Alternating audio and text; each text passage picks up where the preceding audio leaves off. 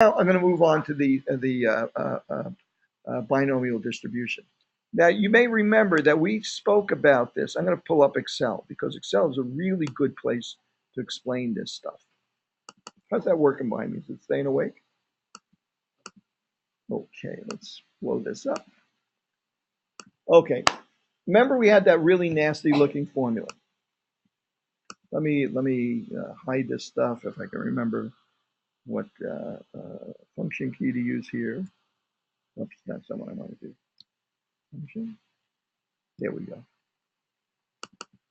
Okay, just to show you a couple of formulas. First, this one. This ugly looking formula here.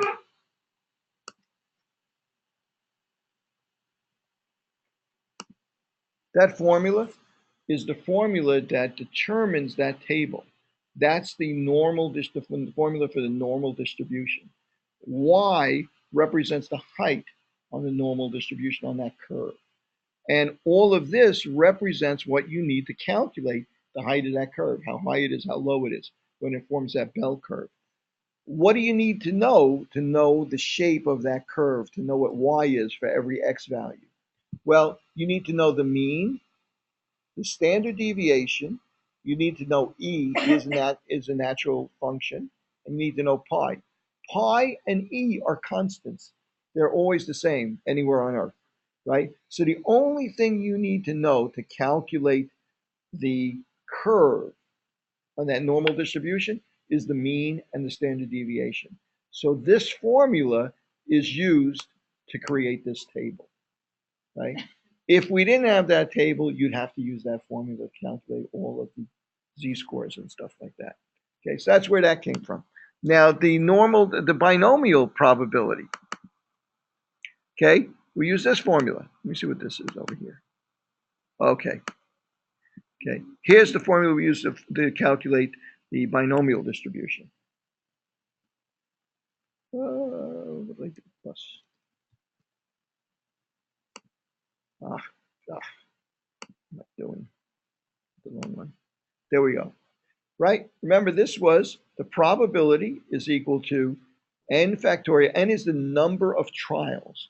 I remember we gave you an example before of if the probability of anybody in a population of having diabetes is 10%, right?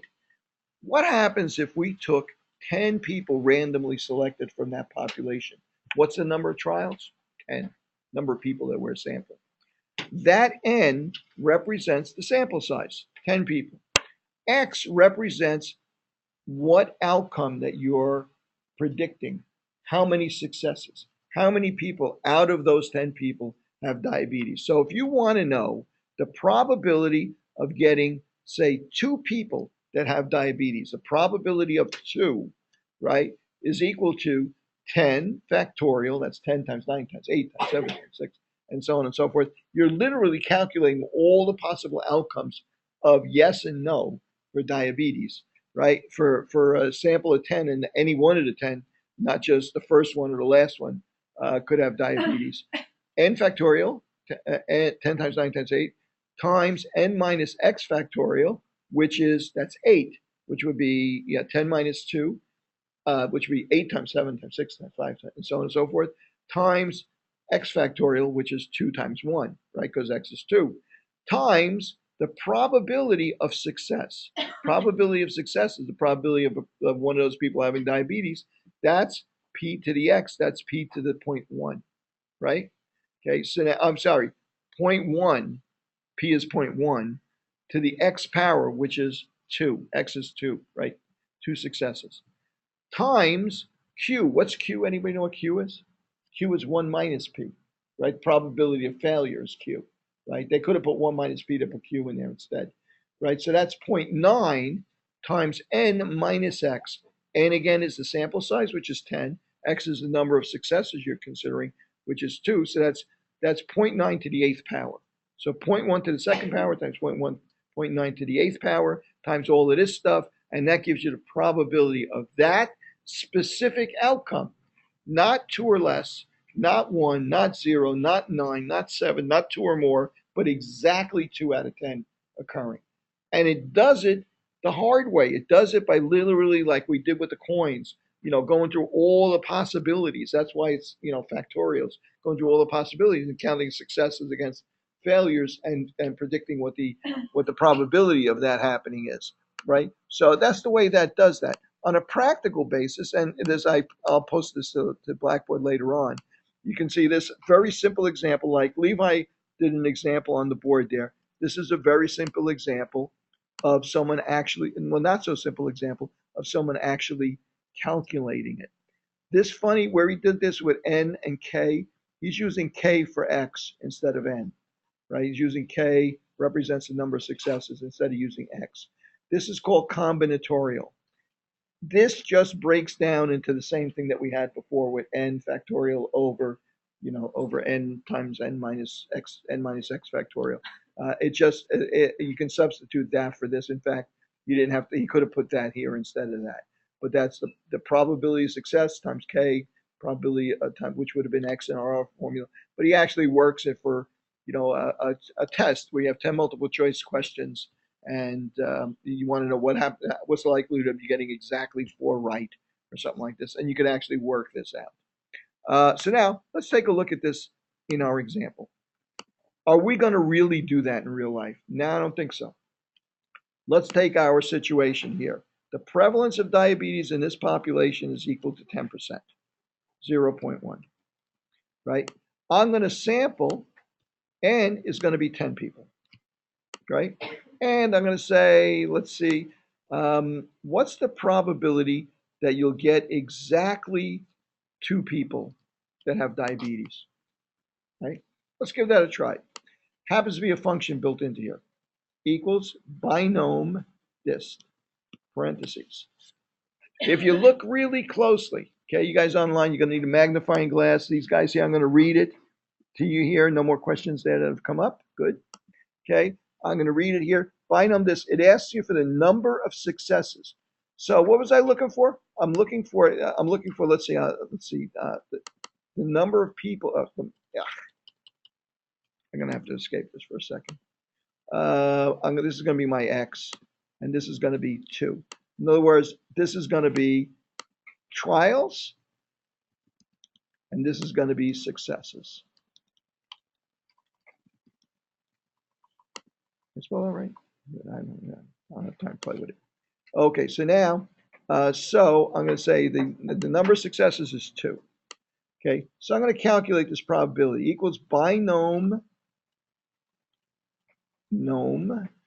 dist, parentheses, behind the arrow, I'm not sure, I didn't spell it right. Okay, binom dist, as soon as I spelled it right, put the parentheses in, it comes up and prompts me and helps me. You could actually use the function menu here, and that would give you a bit more help. But this is pretty good help right here. First thing it wants to know is the number of successes. What's the number of successes? 2.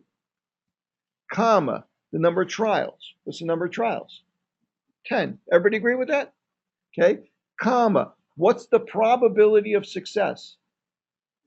0.1, right? 10% of the population has diabetes. Probability of any person I picked, individual I picked, having diabetes is 0.1. And the next thing it asks for is cumulative.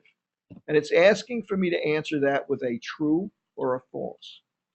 I'm going to type in false and close the parentheses, and hit enter. The probability of me getting exactly 2 people out of 10 in this population, which has a 10% prevalence of diabetes, getting exactly 2 out of 10 is 19%, 19.3%. Yes. I'm going to repeat it again. I'm going to do it a different number. I'm going to do it with 1 success. What do you think the probability of getting 1 out of 10 people that have diabetes in this population is compared to having 2? Which is more likely? That if I have 10 people, the prevalence is 10%. Which is more likely, getting 1 out of 10 people or 2 out of 10 people? Everybody agree with that? Okay, well, let's calculate it. Equal binom dist,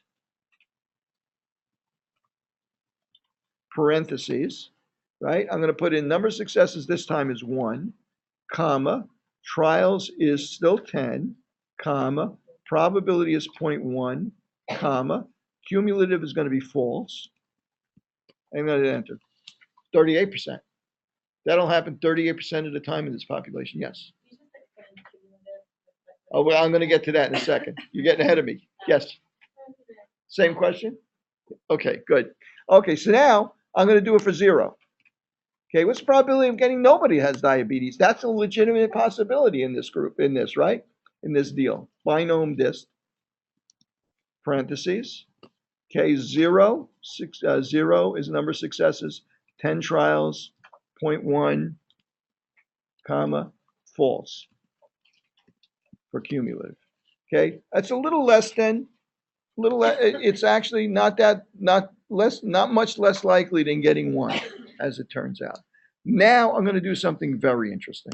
I'm going to put a 3, a 4, a 5, a 6, a 7, an 8, and a 9, and a 10 here. Okay, and I'm going to say over here for 3 successes. This is going to be less likely, right? Because 3 out of 10, not going to be as likely as 2, or certainly as 1, right? It's going to be equal to binom dist, parentheses, and instead of putting in the number 3, I'm going to click in this box. I'm going to hit comma. I'm going to put in trials is going to be 10. It's always going to be 10.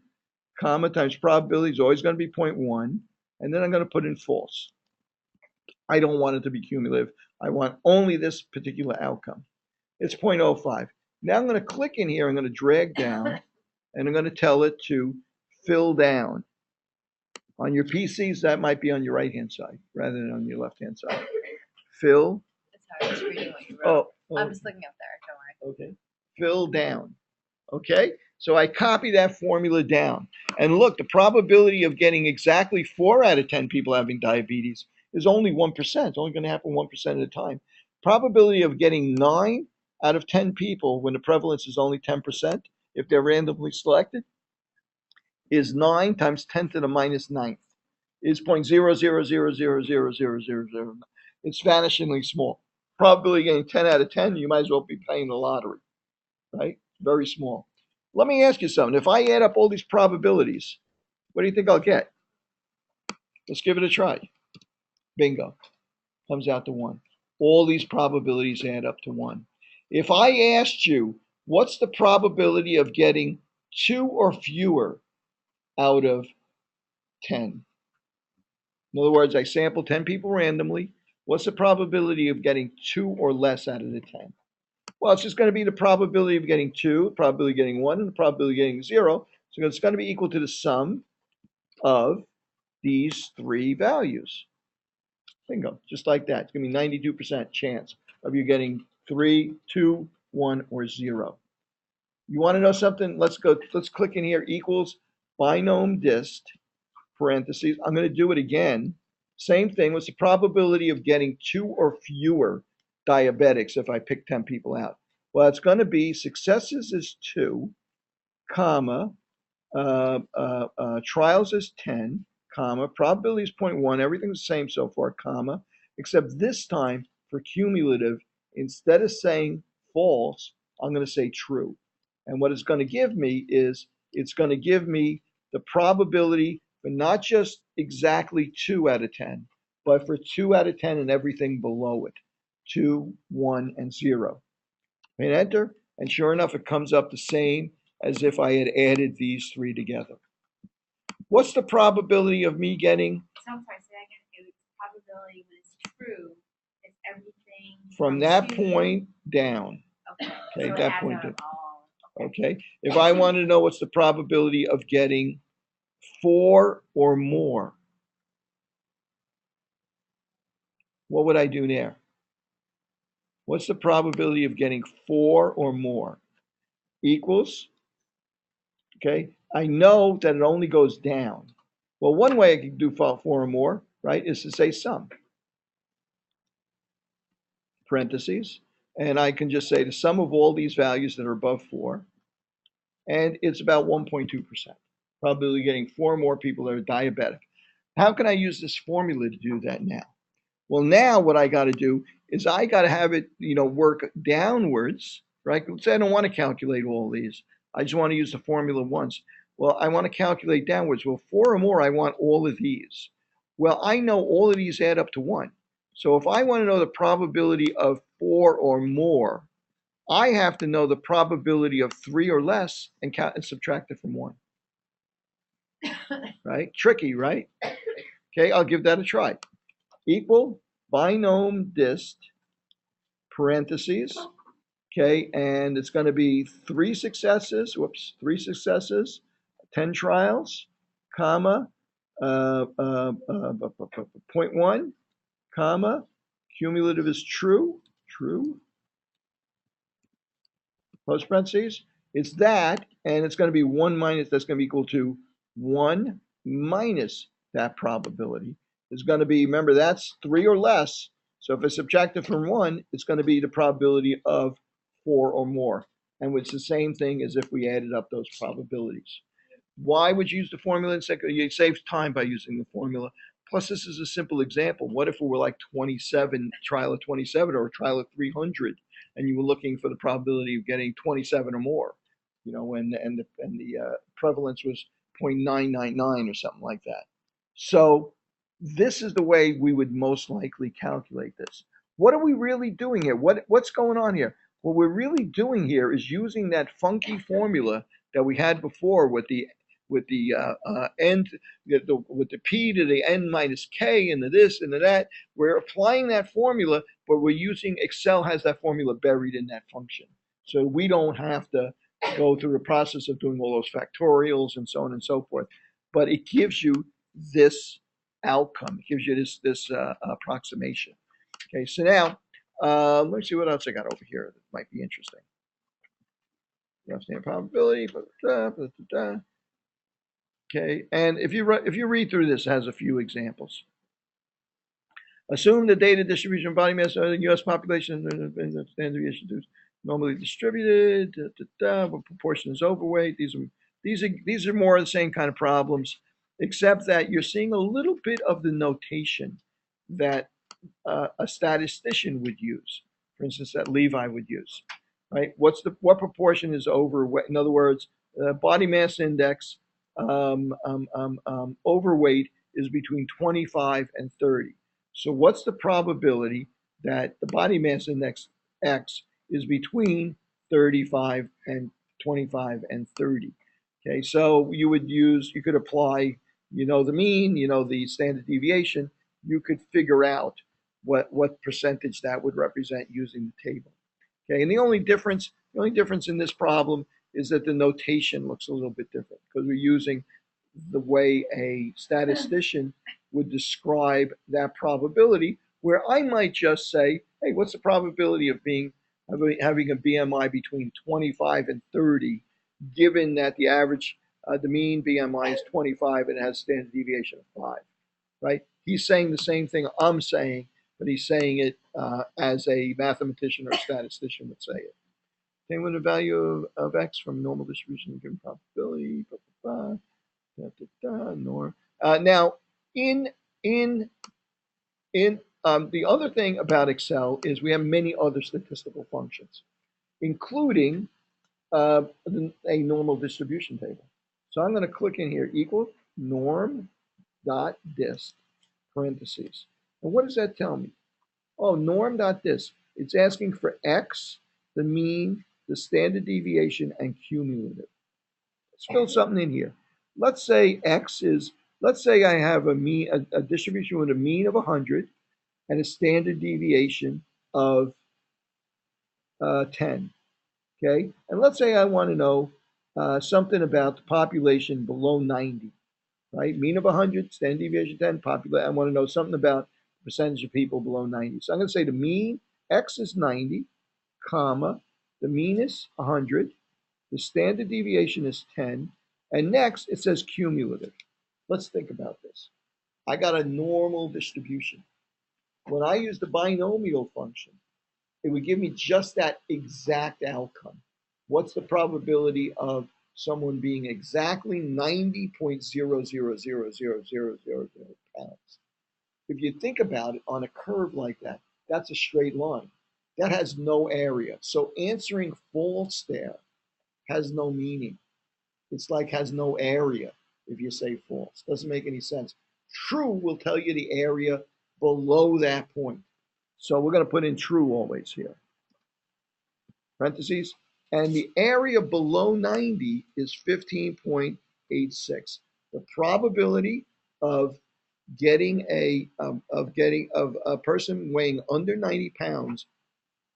I forget what I forget what's blood. I don't remember. Probability of being under 90, whatever the hell it was I was talking about. Probability of being under 90 is 15.8%, or 0.158. This is basically giving you that table. If you know the mean, what x is, the mean, and the standard deviation, it's doing the same thing as a table. It's not giving you the z-score though, right? What if you want to know the z-score? Equals norm dot, well look, there's a whole bunch of things down over here, like dot inverse, dot inv, parentheses. It wants to know the probability, the mean, and the standard deviation. Well, the probability is this number over here. This probability that outcome is that, comma, the mean, what was the mean again, 100? And what was the standard deviation? Was 10, parentheses. And it gives you the value back, right? So there's a number of these functions in here. Somewhere around here, I got a page which lists all the functions and what they're good for and stuff like that. And between now, remember we have another class online on Monday. We're going to be going over some more of this stuff.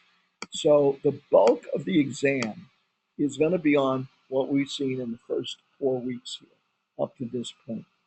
So there'll probably be something on a binomial distribution, probably be something on normal distribution using the z-table, calculating z-score, that z-table, some questions about what's a discrete normal, what's a categorical variable, what's an ordinal variable, that kind of stuff. It's going to be a bunch of that stuff. And again, I'll give you kind of like a handle on what to, somewhat of a handle on what to expect on that stuff. On Monday, we'll be covering a little bit more. There may be some of that on the exam, but I'll let you know what it'll be. It probably won't be everything we cover on Monday because that could be a little unfair, I guess. But especially since you won't, I'm going to give you, I'm going to give you a homework to practice this with. Especially since on Monday, whatever we do on Monday, we're not going to have time for a homework to practice it. So I'm going to give you a homework. By tomorrow morning, there'll be a homework posted, and we'll make it do the test night, probably Wednesday or something like that. Yes. Actually, we should make it do Monday so I can give you the answers. And I know it's tough. I know you're busy people, but I got to give you some tough love now. We're 25% of the way through this course. These summer courses go fast. You got to keep up. That's number one. Number two, when I was an undergraduate, right, they sat me down in an auditorium and they told me, oh, look at the schmuck next to you over here and look at the schmuck on this side. And one of you guys is not going to be here at the end of the year, right? And they meant it. It was an engineering school. They meant it, right? And they told me for every course hour you have in here, we expect that you're going to be studying for 2 to 3 hours a month, right? And we took 18 credits a semester. So I don't expect you to do that. I know you got busy lives and stuff like that, but keep your eye on the prize. You want that MPH or that MS, right? That's what the deal is here. That's going to mean money in your pocket. It's going to mean prestige. It's going to mean jobs and so on and so forth. I know I got a kid, I got this, I got work and stuff like that, but this is for you and it's important, right? You're doing this for yourself and your future, and it's important. Don't say to yourself, oh, my boss really wants me to get this report done and so forth. That's nice that you want to do that for him, but do this for yourself too. Yes? Will you turn on the answer for the first one? Yeah, I'll post all the answers for the first homework, like written out or something like that. Yeah. Okay, not just the answer key, but the actual answers, how I work them out, stuff like that. Let me see these guys online. Did I scare you guys online? Hello? No, I didn't scare you. Okay, good. I'm glad to hear that. All right, let's call it a night. We're going to meet back online on Monday night. I'm sorry, I didn't finish up that first part of that. I definitely will put an exercise together so that you guys that don't know, that are uncomfortable with Excel, you get another look at how to do it. I'm also going to give you a couple of links on YouTube where other people give you kind of an introduction to Excel as well. Can you post this? I don't know if it's good. It's like I missed The video, what we just did here? Yeah.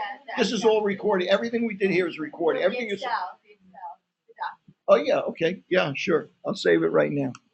Professor, will you get some of the questions too that you had? What's that? You were just going through. Will you have Oh, you have that page. That's on Blackboard. That's on Blackboard. That whole document is a Word document. It's on Blackboard. Everybody has access to Blackboard right now, right?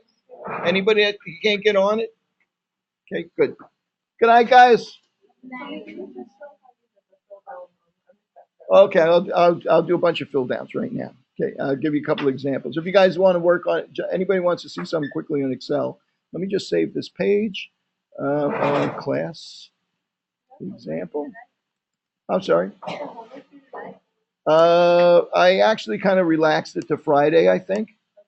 Okay, so you can get it in by Friday. It's just one of the reasons I hate putting off the homework is because it delays my giving you the answers. So, it's not fair to the guys that get in early, but 1A. 1A should take 10 minutes. I could do 1A right behind me right now in I don't think 10 minutes, 5 minutes, right? You just open it up, you do analyze the script, and you copy, paste, done, right? Right? So that's not that a big a deal. Mostly this first homework, first and second, 1 and 1A, these first two homeworks, I put together because I wanted to get you started. I want to make sure that you got SPSS or you have a source, you have a place you can work with it. So I know if you did the exercise, somehow or other you can get to it. That you have Excel and you at least opened it up and now, put a few numbers into it and did a couple of calculations. But let me show you. Okay, save that. Let me show you on Excel. Okay, let's open up Excel. I can open up a new spreadsheet, new workbook. I saved that one. I'm going to blow this up so we can see it. Okay, let's take a look at Excel. Again, any of these cells contain, you identify the cells by the letter and number. Any of them can contain either a label, month or something like that, a number, or a formula. You put a formula in by putting an equal sign in. Then you put the equal sign in, knows you want a formula. You can then, if you know what you want, right? You know what you want to take this number and multiply it by 2.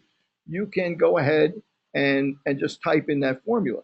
There's also functions that you can look at. You can click up to the functions by clicking on there and just searching through them and pick the one you want, like imconjugate. I got no freaking idea what that is, right? I can open that up. I can get help on imconjugate, on how to use it. It goes online and tells you all about that. I don't know what it is. But I know there's statistical functions in there. Those are the ones that are important to us. The one I just used, norm s dist, norm dist, and so on and so forth, binom dist, and so on. Okay, but we can look up formulas. I can do simple formulas just by if I say sum, parentheses, and then I can either type in C3 colon C4 means C3 through C4, or I can click on them and drag, and it'll fill it in for me and hit enter. So now let's say I have numbers alongside of each other. Let's say I have, we're going to buy something. I'm going to buy 3 of these, 11 of these, 4 of these, and 6 of these. Okay, these cost $30.10. These cost $11. These cost $14.25. These cost $23.45. Okay, so we bought 3 of these. How much does that multiply out to? Well, it's going to be equal to what's in E3 rather, E3 colon, E3 times what's in F3. I actually typed it in that time instead of clicking into the boxes. I hit enter. It does the calculation for me. Well, now there's only 4 more of these calculations to do. So I could do them by hand if I wanted to, but let's say I had a column of 100 of these things to do. I wouldn't want to do each individual column. So I can click in here and drag down, right? And I now want to fill in all of these values. When Excel sees 2 columns next to each other, it says to itself, looks like to me that this person wants to continue to do what he did in the first cell with each one going down. So you can go over here either to fill and say fill it down. Now, since there are 2 columns next to each other, it's going to figure you want to copy the formula down. right? If it were just a number all by itself, it would just copy that number down. I'm going to say fill down. And what it did was, didn't copy $90.03 down. If I click in there, it copied E4 times F4. If I click in there, E5 times F5. And it click in there, E6 times F6, it copied the formula down. Well, let's say, I remember before I had a problem where I had numbers like this, right? And I said, here's the averages. The average is 15, right? And I want to find the difference between each one of these and that number. So I'm going to start here. I'm going to say equals. It's equal to this number minus this number. D9 minus C15. I hit enter, gives me the right answer, -3, right? But now if I try and copy the formula down and say fill down, I could do it here. It's on the right hand side on the PC version. I could go up to edit and say fill down, right? Either one will work. When I say fill down, something goes wrong. Okay, let's see. 22 minus 15 is not 22. 12 minus 15, that's not right. The numbers are not right. Well, what's happening here? I'm going to click in here. This was right. This was D9 minus C15. This is D10 minus C15. Oh no, D10 minus C16. D11 minus C7. What it's doing is it's stepping down, but it's stepping down here also. So it's not finding empty spots over there. So what you can do is if you go in here, when it does this thing where it adjusts the numbers for each position, right? See, it spaces down the formula. That's called relative addressing, right? So in other words, when you copy it down, it adjusts it. Okay, it used to be, I'm over, it should be in there. It used to be E3 times F3. Now it should be E4 times F4. Now it should be E5 times F5. It does it relatively. It moves both of them down one square. But here, I don't want it to do that. I want it to take this value next to it, but not and change it when it goes down. Instead of being E9, be E10, be E11, but don't change this number. Keep it C15. So the way you do that, I'm going to click in here. The way you do that is you put a $sign in front of the C, and you put a $sign in front of the 15, and that tells Excel that if you copy this formula down, advance the first number, but don't change the second one. That's called absolute addressing. So now when I do it and I say fill down, it does it correctly, right? And if you click in here, you'll see D10 minus C15, D11 minus C15, D12 minus C15, and so on and so forth. Okay, that's most people that use Excel don't know that trick. They don't, like they just, geez, I'll just copy a 15 next to it and copy it down and stuff like that. There's a million little tricks like that in Excel. You can go on Blackboard, on Google and Google Excel tutorials or Excel tips, Excel tricks or something like that, and find 100,000 hits, maybe a million hits, for that kind of stuff. So it's all a matter of getting used to it. Now, the thing about Excel is you could use it instead of a calculator. I don't use it. In other words, I don't go down here very often. Occasionally, when I'm online, I will, because I don't want to clutter up my desktop anymore. I'll pull up the calculator. But when I'm actually working and doing stuff, I don't use that calculator. I pull up Excel, do all my calculations on Excel. Why do I do it on Excel? Because it leaves a trail. Later on, I could go back and say, oh, I should have had 12 of those, So then I can just change that number, right? And I update it, right? And I can go back and I made a mistake somewhere here. If I made a mistake with this thing, right, there's no trace. It's gone. If I make a mistake on Excel, I can go back and look at the formulas I created and so on and so forth. I use Excel for everything, right? So now, some of the best ways to deal with this and learn Excel is to find places where you can use it. You keep a budget, put the budget on here. You need a phone list? Okay, let's see, phone list. Let me blow this up. Okay, let me see over here. Okay, I'm going to put first name, last name. street address, street, whatever. You know what I'm driving at here. City, state, zip, so on and so forth, and phone number or something like that. The phone number. Okay, and over here I'm going to put what they gave me for a wedding present. Let's see, this guy gave me $200. This guy was a cheapskate. He gave me $50. He ain't invited the next time. So, and you can sort them. You see who the cheapskates were, who the generous people were. So, right. So you could use this and find out what the total was. What was the total haul? The total haul was $250, and it cost $40,000. So you can figure out whether the wedding